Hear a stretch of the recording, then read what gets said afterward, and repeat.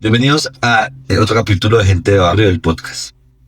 Nos encontramos con Miguel Chape, un gran amigo de la localidad, un gran amigo de la vida, con el que hemos discutido en múltiples ocasiones cómo se ha construido esta bella localidad de Suba, pero también cómo las gentes han caminado y han ido generando espacios de encuentro alrededor del mundo cultural. El día de hoy estaremos hablando un poco alrededor de un tema que nos juntó, porque cada vez que nos veíamos tenía sus camisas o tenía algunos accesorios que hacían alusión a Rock al Parque. Ok. Y eso siempre nos generó como preguntas a todo el parche, como que nos íbamos juntando. Pero bueno, antes de presentar a que Miguel se pueda presentar, pues quiero decir que además él es una persona con el que no solamente hemos hablado de cultura, del rock, sino también de la memoria de este país. Con Miguel también nos juntó en su profesión, en el trabajo que ha hecho alrededor de su vida y alrededor de la comunicación social, que también en algunos de esos episodios tuvo que trabajar con procesos de víctimas y procesos de memoria, lo cual creo que también pues servirá para que vayamos entreteniendo la charla. Entonces, pues Miguel, bienvenido. Antes de darte la palabra, recuerda seguir nuestras redes sociales, gentedebarrio.com, en Instagram, en TikTok, Spotify y YouTube. Miguel, bienvenido. Bueno, muchas gracias por invitarme a este programa tan interesante que pues permite ver pues gente que de pronto no es tan protagonista en la ciudad, pero que tiene procesos muy desde lo local y que aporta también a la construcción de esta sociedad. Muchas gracias, Miguel. Pues nada, para iniciar, cuéntanos quién es Miguel Chape. Bueno, yo soy un joven, aún un pelado, Pelado sí.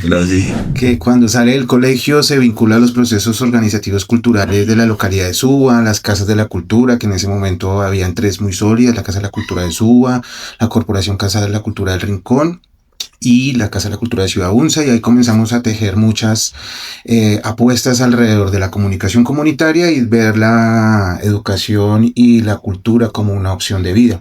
Me vinculo ahí fuertemente a la Corporación para la Comunicación y la Educación Suba al Aire, en donde hicimos procesos de formación, hicimos producción audiovisual y radio.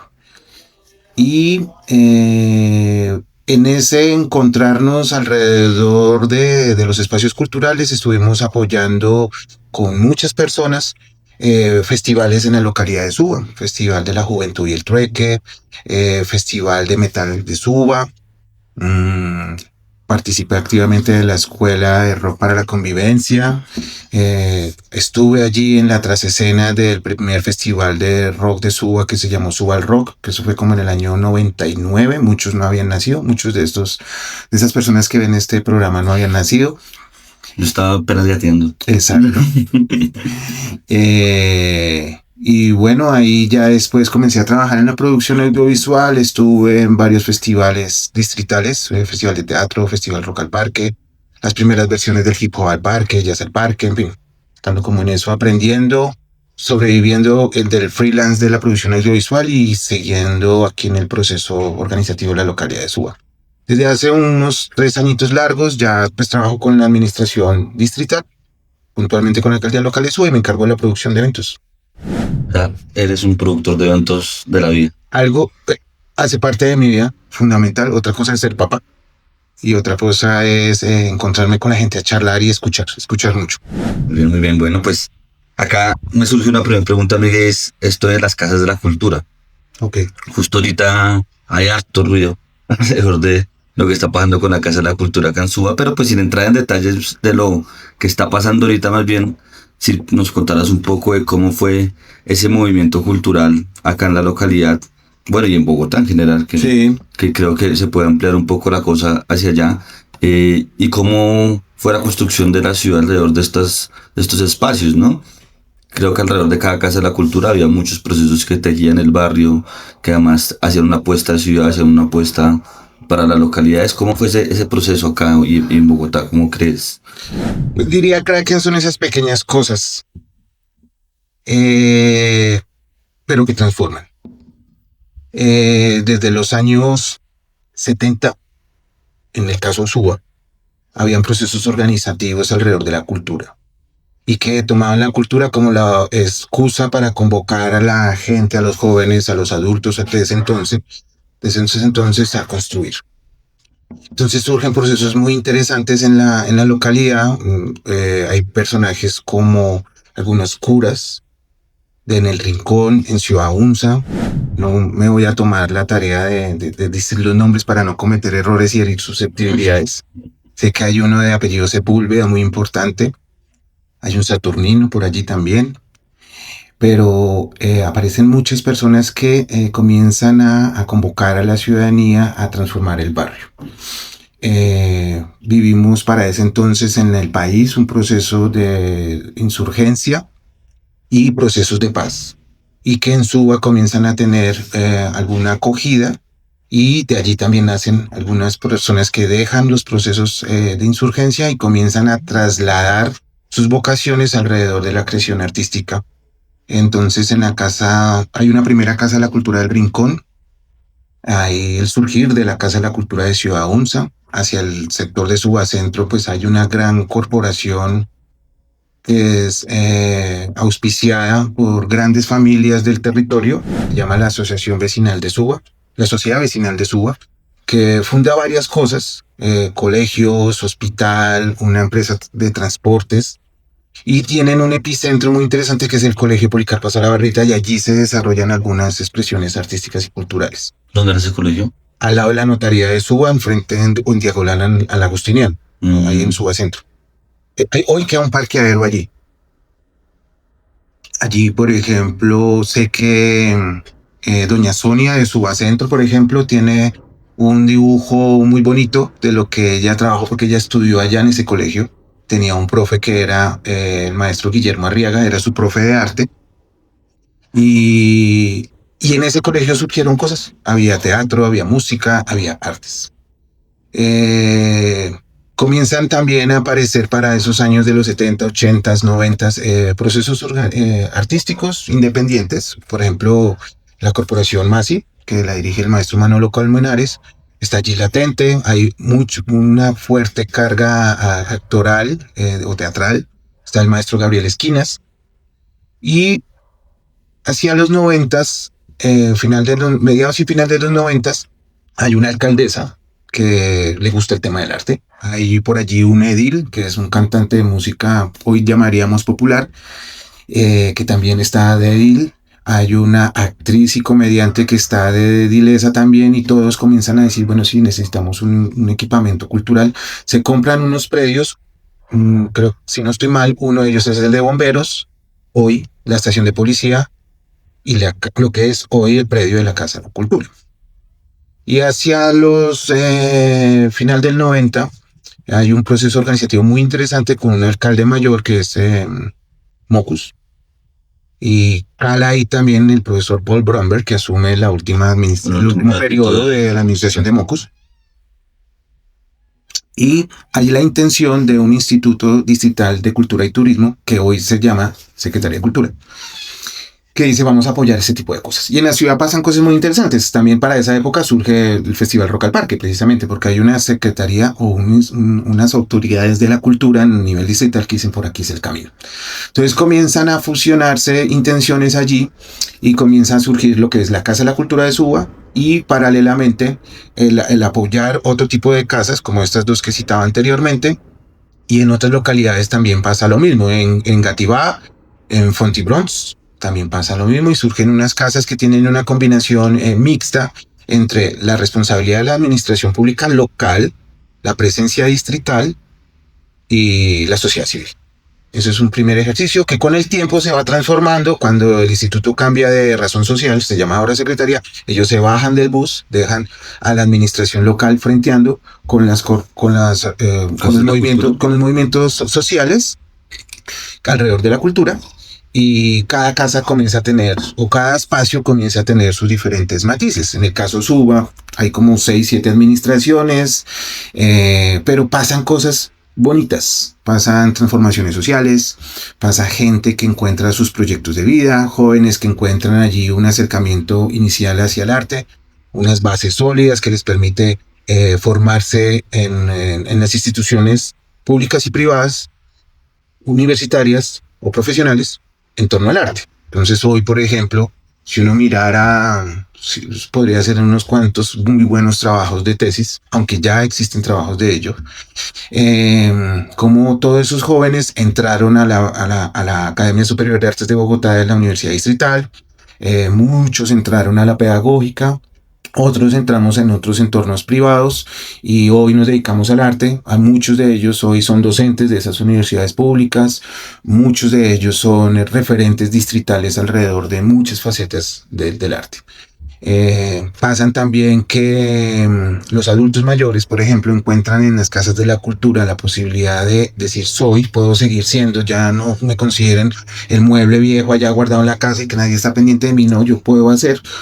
Muchas de ellas mamitas que aplazaron sus proyectos formativos para criarnos, u otras que dijeron terminé, me pensioné y ahora qué hago. Entonces, por ejemplo, en Suba existen más de 150 agrupaciones de danza adulto mayor que hoy existen porque las casas de la cultura, desde hace 20, 25, 30 años quizás algunas, se han esmerado en fortalecer la danza en la localidad de Suba y que no se vea como la actividad de izada de bandera y que vengan y me acompañen un ratico en el bazar, sino que ya son proyectos interesantes alrededor de la coreografía.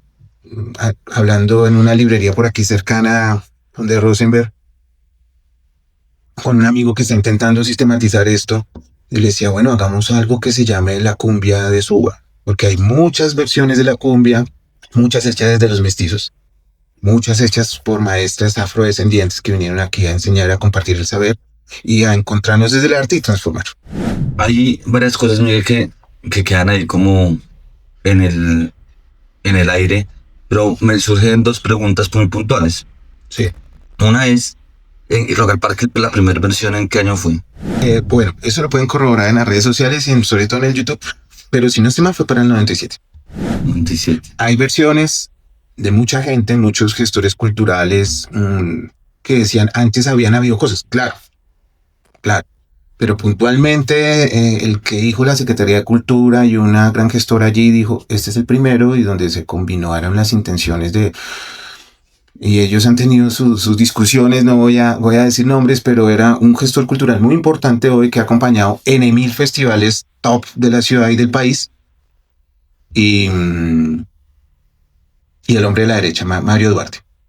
Mario Duarte y una directora del IDARTES para ese entonces, del Instituto Distrital de Cultura y Turismo. Berta se llama ella. O sea, entre Berta, Mario y Correa la armaron esa vaina.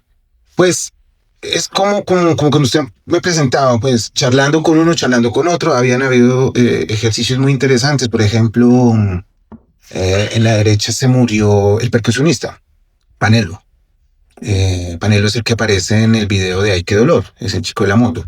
Él murió y ya existía una escena, un ecosistema incipiente, emergente en ese entonces del rock bogotano, porque pues habían otras cosas en otras partes del país. En Barranquilla existía, nos sorprendió, a mí me sorprendió ver bandas costeñas, pero sí existen, son muy buenas. Una de ellas estuvo por aquí, León Bruno, por ejemplo, en Suba, viviendo en Suba y construyendo en Suba.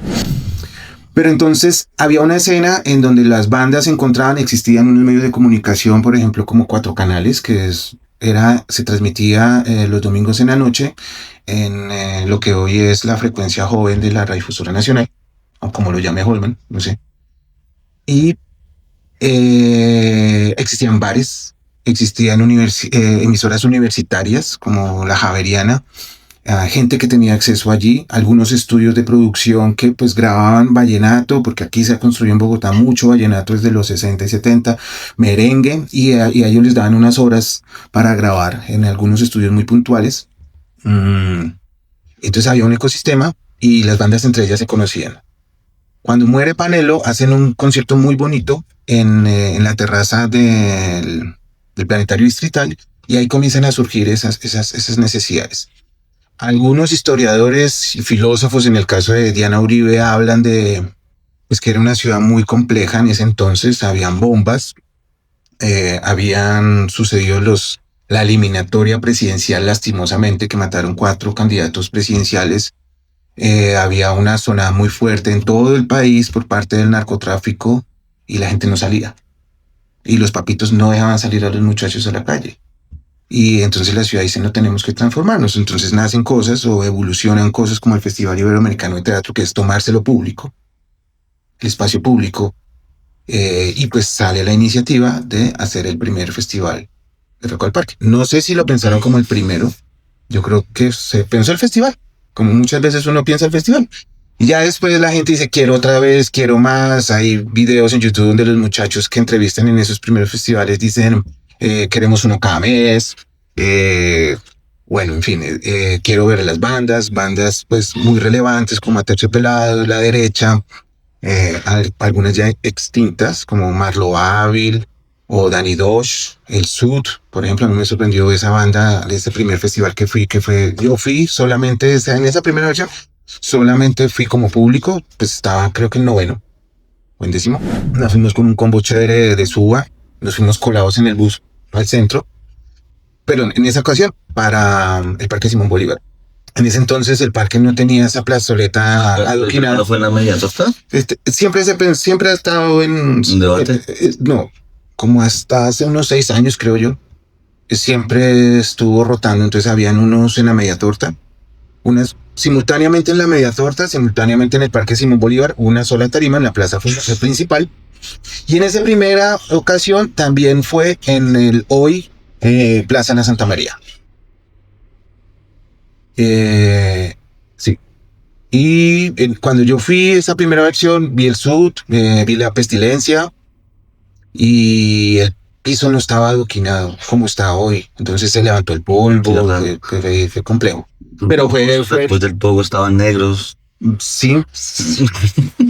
Entonces hacia el 97 es que surge como el primer festival y luego allí también comienzan a coger mucho auge pues los festivales locales. Decimos, aquí también se puede. Por ejemplo, para esa época, tiempo después, muchas personas de las que estábamos alrededor de la Casa de la Cultura de Suba, la Fundación Casa de la Cultura de Suba, entre ellos Hamid, que era el asistente de ese entonces, una persona muy curiosa con el tema del arte y puntualmente de la escena extrema, rock y bueno, también estaban todo el combo de La Chimenea, la primera base de La Chimenea, del Cineclub La Chimenea.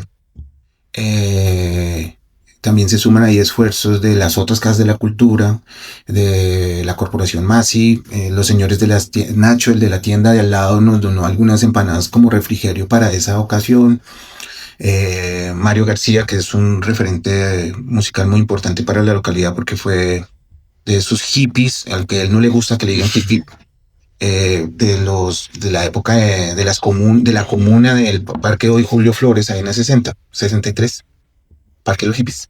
Entonces todo el mundo suma, entonces Mario prestó la batería, Manolo prestó la camioneta, trajo un backing, las casas de la cultura ponían sonido, ponían sillas, mesas, carpas, en fin, todos ayudamos ahí y se sacó esa primera versión que, si no estoy mal, tuvo a Darnes como invitado. La de Suba al metal. Ese se llamó Suba al Rock. Sí, y hicimos 2 versiones, o se lograron hacer 2 versiones. En el segundo fue en el sector de Salitre, La Campanela, y sí, se hizo el concierto y allá estuvo Policarpa y sus Viciosos. Todos en una lógica solidaria, nadie cobraba, ninguna banda fue paga en esas primeras versiones, porque pues no había un sistema de acceso al recurso público en torno a la cultura como si lo existe hoy, que son las evoluciones del tiempo, que son por ejemplo la infinidad de programas de becas y estímulos económicos que tiene tanto la ciudad de Bogotá como el Ministerio de Cultura. Pero ese concierto ya fue para los 2000, ¿cierto? El primer Subase al rock fue, si no estoy mal, en el 97. Sí. O sea, fue a la par con Rock al Parque. Tiempos después, doritos después, diríamos. 3 doritos después. Diríamos hoy. Pero, Miguel, me parece algo chévere. O sea, porque va tejiendo la conversa bacana y es como, bueno, entonces estamos en un país enfrentado a una ola de violencia caótica, no solamente rural, sino urbana, porque tenemos los ataques de los carteles de narcotráfico, toteando pues lo que sabemos que pasó en ese momento. Tenemos un genocidio, un par de magnicidios en el país que también pues calienta el asunto, y tenemos un proceso saliendo de un proceso de paz. De varios. De una serie de procesos de paz que termina la Constitución del 91, que bueno, genera otro tipo de aperturas, la desmovilización de algunos grupos armados, y todo eso lo tenemos en una bolsa que es en esa década de los 90, que es la que se está construyendo, y que claro, pues todo esto que está pasando alrededor del país, de las ciudades, de los barrios, pues también terminan siendo un reflejo de lado y lado, ¿no? De cómo la sociedad pues está construyéndose, ¿no? Que es un poco lo que tú nos vas contando. Y entonces en ese momento aparecen toda esta serie de procesos culturales que son respuesta a esto, pero además también pues con una carga ideológica muy potente también pues de la formación de lo que está pasando en el país en ese momento, ¿no? Y luego también aparece esta escena cultural, pues que termina siendo como una necesidad de espacios de socialización, una necesidad de espacios de rebeldía, también de soltar energía, la carga y demás. Incluso en estos mismos videos que tú mencionabas que salen de por ahí de Local Park, los primeros que la gente con el Pogo diciendo como no, y el Pogo para descargarnos y tal. Y entonces ahí me surge una gran pregunta, ¿es porque todas estas bandas que surgen, que están haciendo Rock al Parque estaban recién iniciadas, ¿no? Que lo más viejito será La Pestilencia de pronto. De todas estas. Pues no me atrevería a decir quién grabó primero. Quizás puede ser sí La Pestilencia. Yo sé que el maestro Astudillo, que también fue uno de los hippies de la época de los 60s, si no estoy mal, estuvo en Flippers, el guitarra. Él es el que le graba el primer álbum a La Peste, porque Nilsson llega a Bogotá porque necesita otra escena distinta a la paisa, y aquí pues hay muchas más posibilidades. Quizás él fue de los primeros. Y simultáneamente pudo haber grabado La Derecha, 1280 Almas y Aterciopelados, de los que hoy siguen vigentes, porque también hubo mucha gente que grabó sus 1 o 2 álbums y se relegó. Y en esa escena como underground, porque también había una escena un poco más comercial, o podríamos hoy denominarlo comercial, o que tenía acceso a otros medios más grandes de divulgación, porque por ejemplo está Andrés Cepeda con Poligamia, que también hace rock. Y está Equimosis, y hoy lo que es Juanes, que tienen un acceso a emisoras como 88 o la radioactiva histórica de siempre, y que también sonaban en otras cosas como por ejemplo Radio Tequendama y estas universitarias que son muy relevantes para esa escena underground. Y sobre lo que tú dices, claro, hay unas bandas que denuncian lo que sucede, ¿no? Por ejemplo, es muy común con 1280 Almas, en Colombia llevamos siempre el muerto por delante, por eso es que tu sonrisa es que me saca adelante, como parafraseando un poco. También surgen unos jóvenes muy interesantes con procesos. Siempre el arte tiene, la formación artística es muy relevante aquí, pues en lo que yo leo, lo que percibo. Es por ejemplo Ultraje, ¿no? Ultraje no ultrajes a los demás, y lo hace con un hardcore que era nuevo para el momento. Ultraje no estuvo en los primeros Rock al Parques, pero eran las bandas emergentes, porque técnicamente ya habían unas consolidadas que ya habían grabado un poquito más, o ya habían sonado, ya estaban en MTV, por ejemplo. Y todo esto obviamente sí marca toda esa mezcla que tú dices, y súmele fuera de eso, y me lo enseñaba un amigo de una sala de ensayo, Mauricio. Mezcle de que le llega, por ejemplo, el Tratado de Libre Comercio, la apertura económica, que para el rock es importante. Y yo también decía, uy, ¿cómo así? Así como la cara que usted hizo. ¿Por qué es importante? Porque los muchachos tienen acceso a los instrumentos. Antes no. Por ejemplo, en el caso Suba, habían bandas como Ator, Legacía, que ensayaban todas con el mismo backline. Porque solamente en el barrio, o en la localidad, o en el gueto, solamente habían 2 guitarras, 2 amplificadores, y uno era suyo, el otro era no sé qué, y se encontraban en la casa del que tenía la batería. Y el papá del que tenía la batería, pues, me imagino que se los aguantó, y luego pues ya dijo, no, pues así somos, así son. Entonces ahí comenzaba a ensayar mucha gente. Pero ya con el tratado, la gente comienza a adquirir ciertas marcas. Por ejemplo, Ultraje no tenía un sonido muy particular, y es porque tenían cierto redoblante, que es un pícolo, un redoblante delgadito, que sonaba muy a otras cosas que aquí no sonaban. Entonces, eso, súmele eso.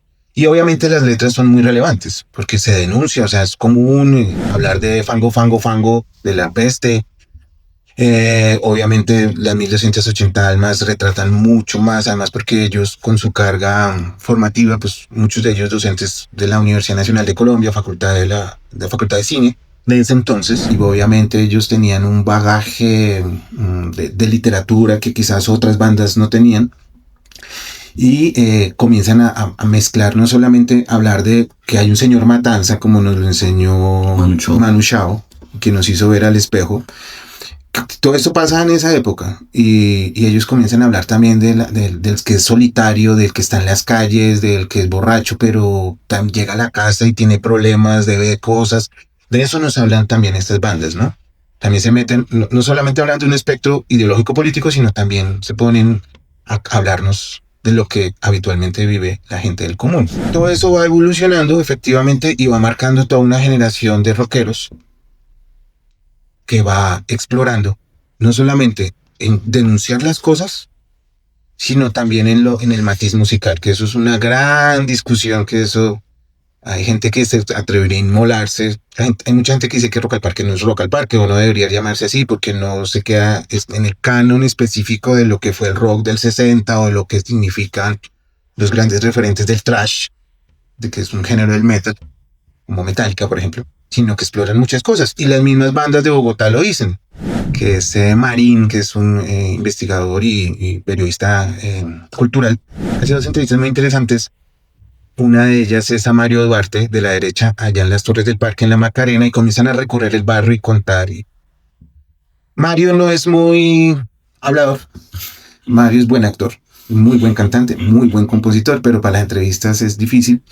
Entonces él habla de que el rock bogotano comenzó a mezclar de todo. Entonces había la conga, había el ruido de la ciudad, intentaban plantar el caos de las ciudades entonces, y contaban las cosas de la gente. Por ejemplo, quiero irme a Nueva York porque estoy mamado de esta vaina, y él dice, no, pero es que pasan cosas muy interesantes y no me puedo ir. Y hay que dolor y no me puedo, o tengo que volver. Entonces, chévere. Pasa con los Aterciopelados también, y ellos sí son los que más se han dado a la posibilidad de la exploración. Las Almas siempre, desde su primer álbum, desde ese que era un casete. Háblame de Horror. Sí, el Háblame de Horror, que era un casete que vendían en A19 y usted lo abría y era en blanco, era una fotocopia de papel. Y le explicaban, esto debe ir amarillo, esto debe ir en azul, no sé qué, ¿Te tocaba pintarlo? Sí, y pues solo pintaba con lo que pudiera. Las crayolas del niño, los colores de su colegio, el Sharpie, no sé, alguna cosa. Entonces ellos siempre el rock ha estado matizado. Sí hay bandas que han explorado otros géneros. Por ejemplo, me atrevería a decir ahí, pues hablábamos ya de La Peste, pero por ejemplo hay un personaje muy relevante ahí en esa historia, que él es de un sector que es La Soledad, ahí en Teusaquillo, Bogotá. El pobre es Francisco Pacho Nieto. Él estuvo en la derecha. Sí, él fundó la derecha. Él estuvo con La Pestilencia. Él estuvo con un señor Mackenzie, que es del metal, y la banda se llama Neurosis. En las primeras alineaciones estuvo él. Es muy relevante, y él, por ejemplo, sí se esmeró con otro combo de gente en explorar más el tema de la música, las melodías, aunque obviamente se atrevieron a componer y obviamente tiene una postura muy radical en la denuncia. Hoy él sigue vigente, tiene proyectos independientes, es muy relevante. Creo yo que él estuvo en Suba. Él fue el primer profe de guitarra de la escuela de rock. Y muchos rockeros de Suba y que tienen bandas o que son docentes universitarios en torno a la música, pasaron por la escuela de Pacho. Pasa también con Kraken. Kraken sí era del sector de Engativá, Barrios Unidos. Ellos también, todos los músicos de allí tenían como su epicentro, y son docentes hoy. No sé si aún sigan en la pedagógica dando clase ellos. Me parece muy interesante varias cosas. Estas primeras bandas enteras de los hippies, Genesis, Reapers, ¿ellos alcanzaron a estar en Rock al Parque o ellos son una escena anterior? Ellos tuvieron su Ancon. Ancon fue el festival, digámoslo, el alternativo de Woodstock en Colombia. Fue un concierto que se hizo, imagino yo que empezando en los 70s. Hay poco documental o material sobre eso, pero hay muchas canciones. diría Diana Uribe, la historia más bien es cantada, la historia latinoamericana. Bueno, Miguel, a mí me parece muy interesante, pues ya revisamos esta primera parte de un país en los 90, ¿no? Bueno, incluso ya revisamos como lo que venía sin profundizar mucho en los 60, toda esta onda más de los hippies y tal, con su festival propio. Luego 20 años después estamos en otro momento donde aparece el punk, donde aparecen pues otros tipos de música, otras iniciativas, toda esta revisión que nos haces, por ejemplo, de las 1280 almas, de cómo hacen música ellos, o de lo que era poligamia y lo que era equimosis, ¿no? Y ese era en los 90, ¿no? Ese era el país de los 90, esa era la respuesta de los jóvenes, la respuesta underground, la respuesta en los barrios con todas las casas culturales. Y luego pasamos a otro periodo de la historia, ¿no?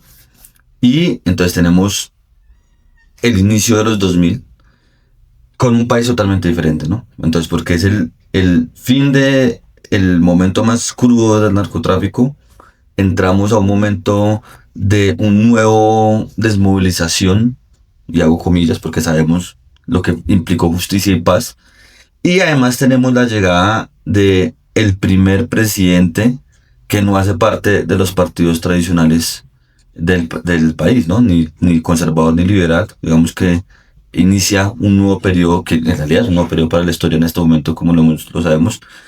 Y ¿qué pasa entonces con la música, no? Me parece muy interesante lo que tú dices en un momento, y dirás que hay una gente como purista que dice como, esa banda no debería estar a Rock al Parque, eso no es rock, eso no debería estar ahí. Pero creo que eso se conecta a todo, o sea, como qué está pasando con la música ahorita, qué empezó a pasar con el país en los 2000. En los 2000 surgieron nuevas bandas, nuevas apuestas culturales, cómo fue la vaina en la cultura. Bueno, dicho, ¿qué pasó? Ok, yo creo que ahí hay varias cosas, pero todo surge en el que es un país que se atreve a mirarse y tiene la posibilidad de comenzar a mirarse. Eso lo plantea desde la Constitución del 91, cuando dice somos un país multiétnico y pluricultural. Eso antes no se decía. Y obviamente están esos rezagos de esa resistencia que también se refleja en esas formas de leerse. Entonces, esto es así, esta música es así, esto es así, este género musical aplica para esta población y demás. Hay historiadores que hablan de que en los años 60, 70, 80 comienza a haber un mundo para los jóvenes. Antes no lo existía. En Colombia también pasa lo mismo, en ciertas regiones.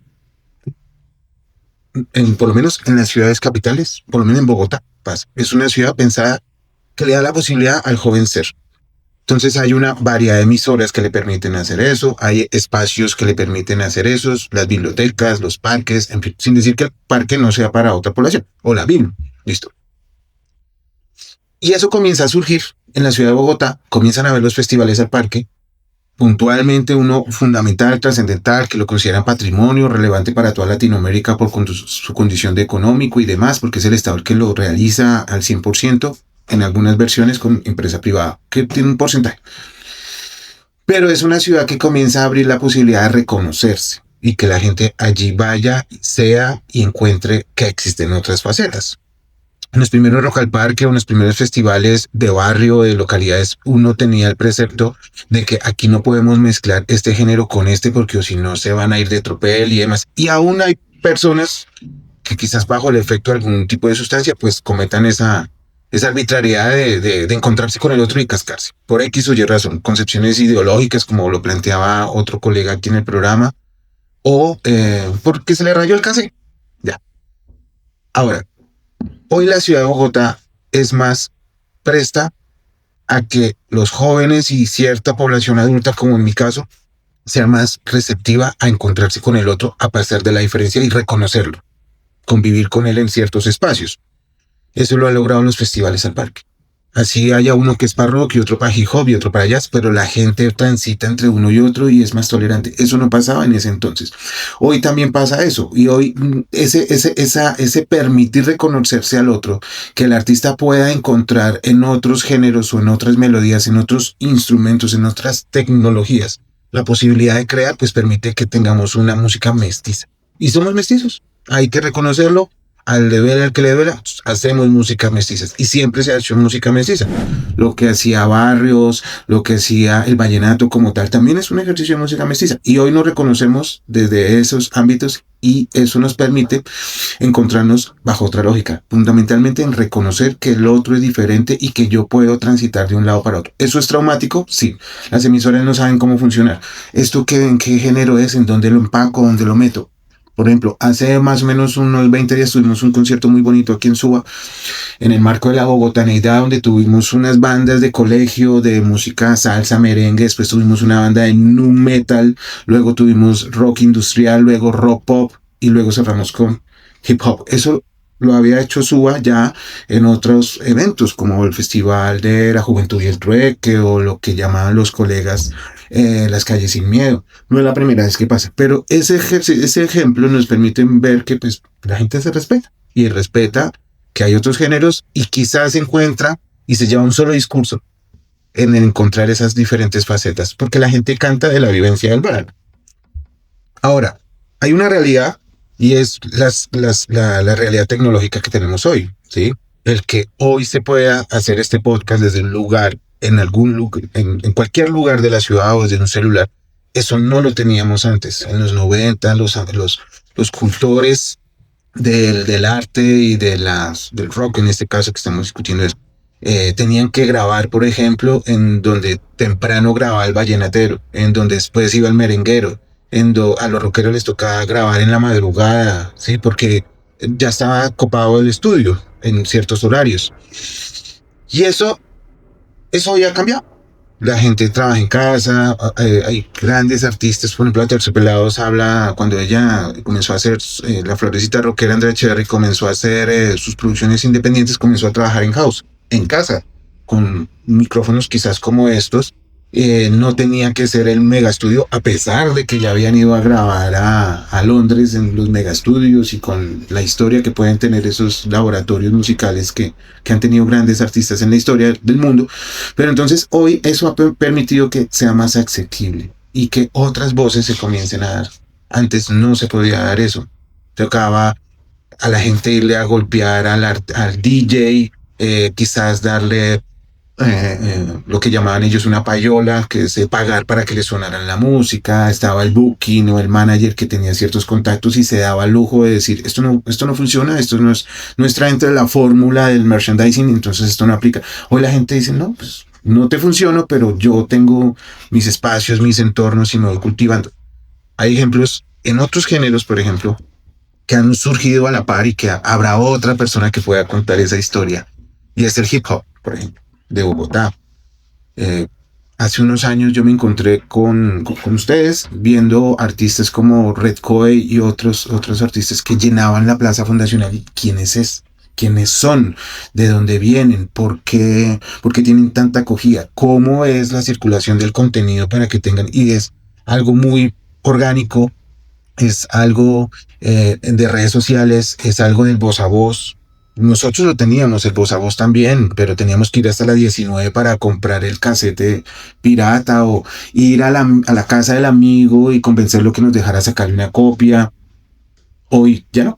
Hoy ya la gente circula de otra forma. Y eso ha cambiado la forma de consumo cultural grandísimamente, pero ha permitido que otras voces aparezcan. Y en un país que históricamente tuvo sesgado eso, yo ponía el ejemplo de Poligamia. Ellos lograron ser lo que son, y Andrés es lo que es por su talento, obviamente, pero también porque tenía las conexiones en las emisoras. Mucha gente no lo tuvo.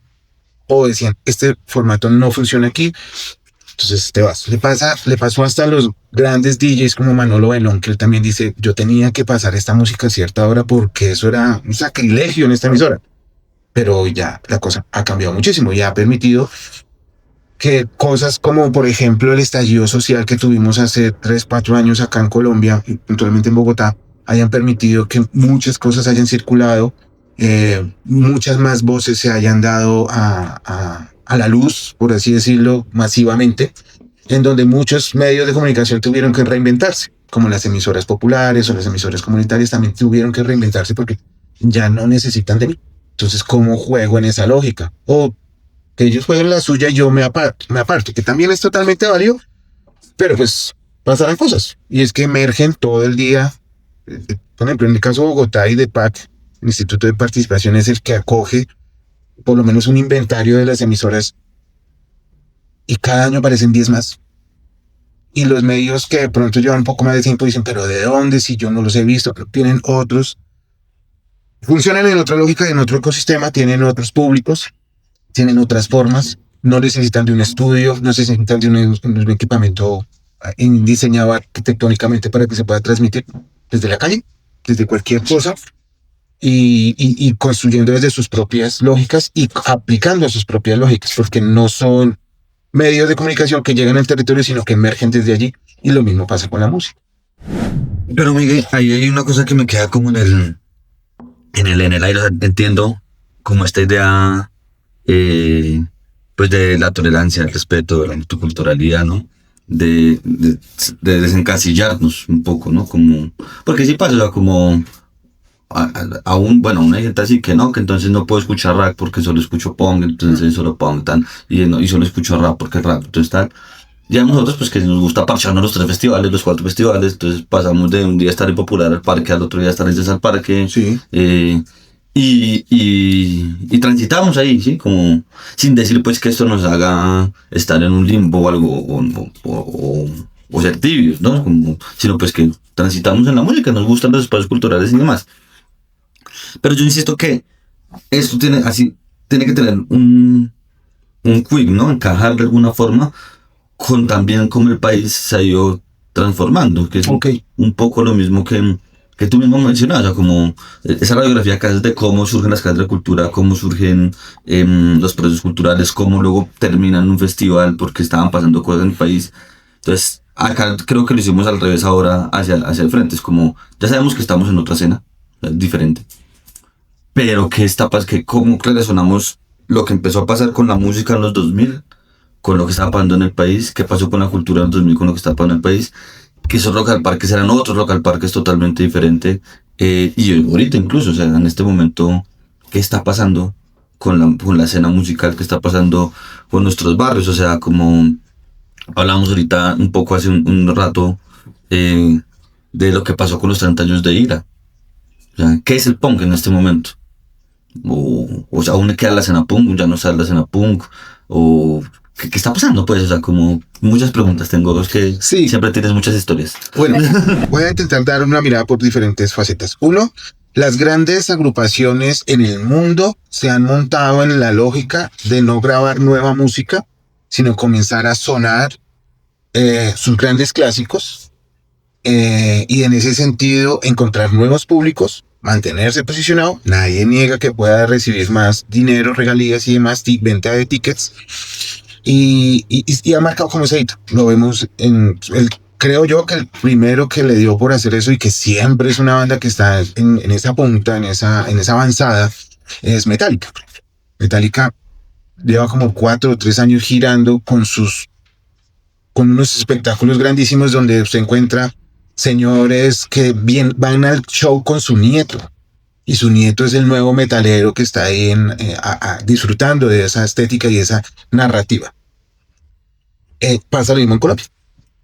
Nilson Díaz, en una entrevista que daba el año pasado, decía: no voy a hacer más música, no puedo seguir escribiendo nuevas canciones sobre, en este caso, Nilson, sobre falsos positivos, porque ya hice 1 o 2 y el tema sigue latente, hay discusiones y eso es lo que me voy a dedicar a hacer, no voy a hacer nueva música. Vimos hace unos años Rock al Parque conmemorando, en la conmemoración de Rock al Parque, no, en la versión de Rock al Parque, conmemorando 25 años del Dorado de Aterciopelados, con un montaje super guau, también encontrando nuevas audiencias. Y eso es válido. Iratú hizo lo mismo, conmemorando sus tantos años y encontró su público. Ellos hicieron sus canciones que históricamente han hecho, que lo han hecho muy bien, que han resistido, que en su lógica de autogestión y que están ahí como una alineación sólida, resistente y que tiene una narrativa, y encontró su público. Un público de todas las edades también, que se gozó su show, y algunos, como siempre, por ahí la embarraron. Pero eso pasa con todos los artistas. Y pues con toda la construcción de la escena propiamente.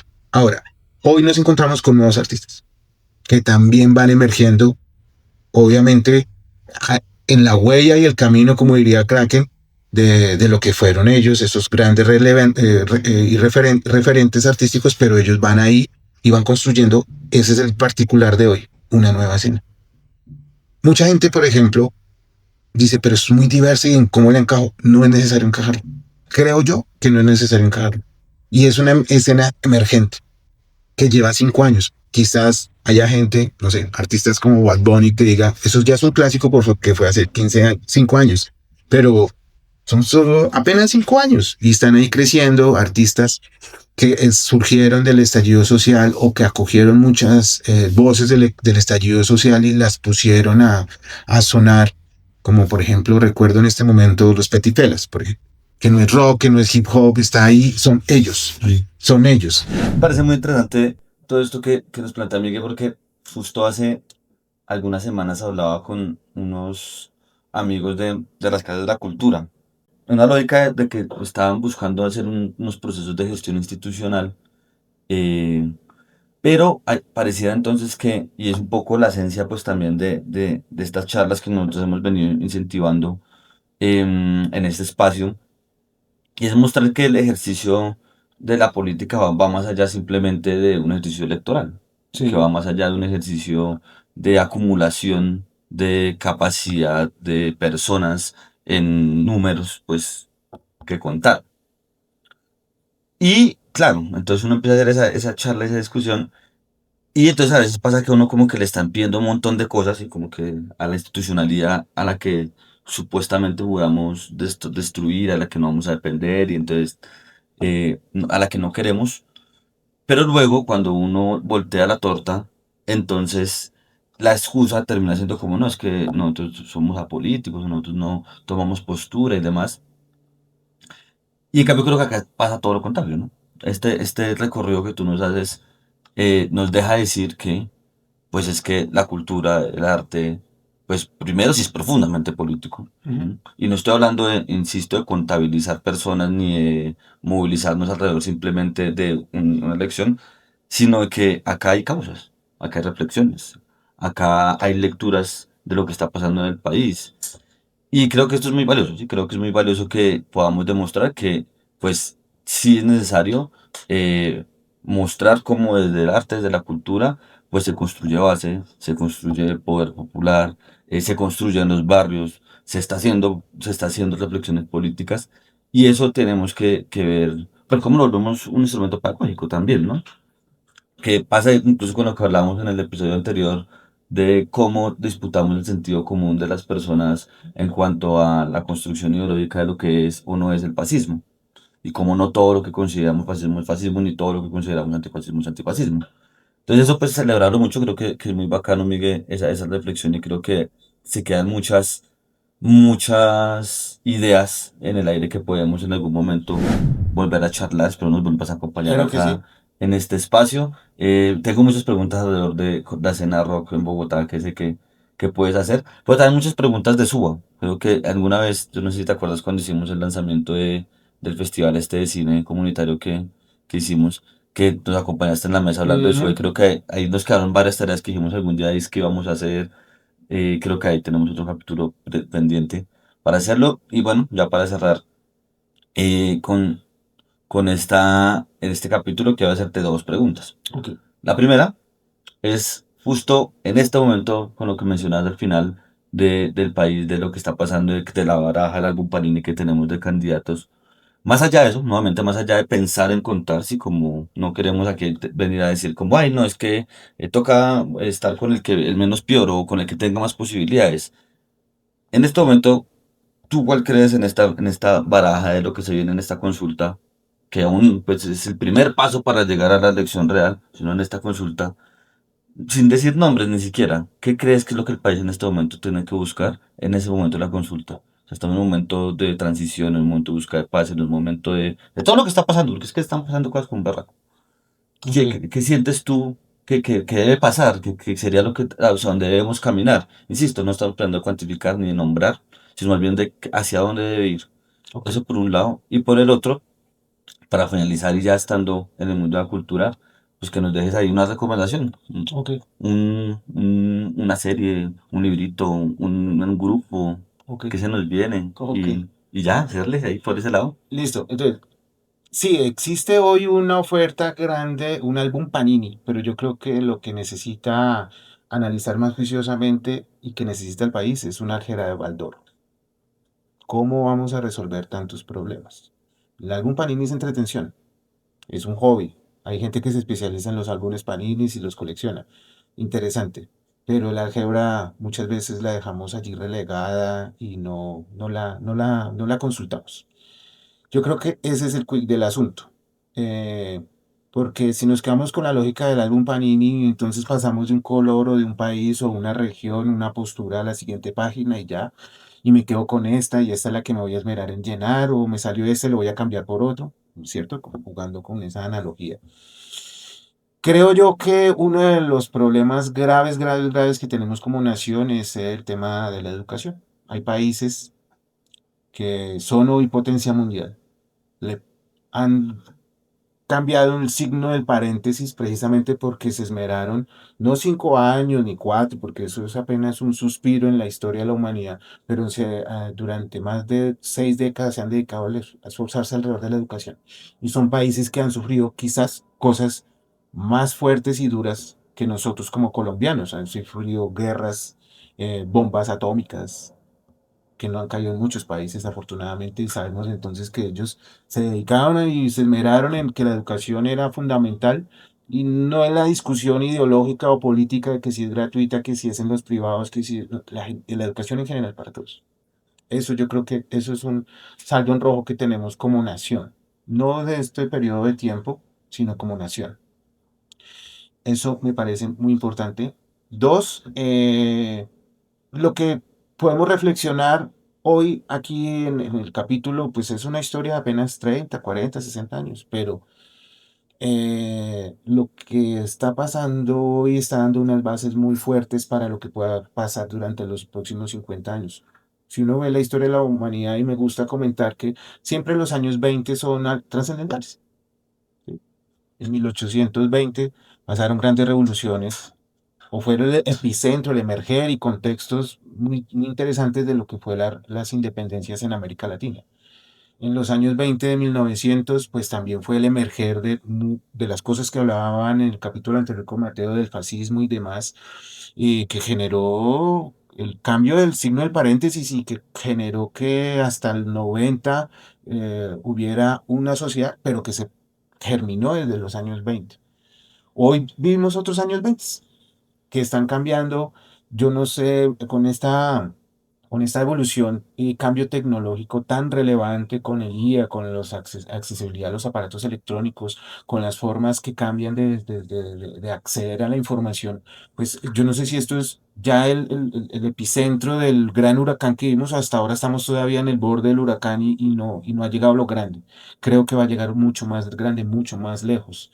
Hay universidades que dicen, esto ya no funciona, lo vamos a cambiar. Y ya, hoy lo cambio y porque esta sociedad no necesita ya esto ya está mandado a recoger. Y pasa en todo, ¿no? O sea, por ejemplo, sí, obvio, uno no necesitaríamos otro Einstein que dijese, la física ya no es así. No, llegará. Pero esas bases de la física nos han dado hoy accesibilidad y la evolución de las pantallas táctiles, por ejemplo.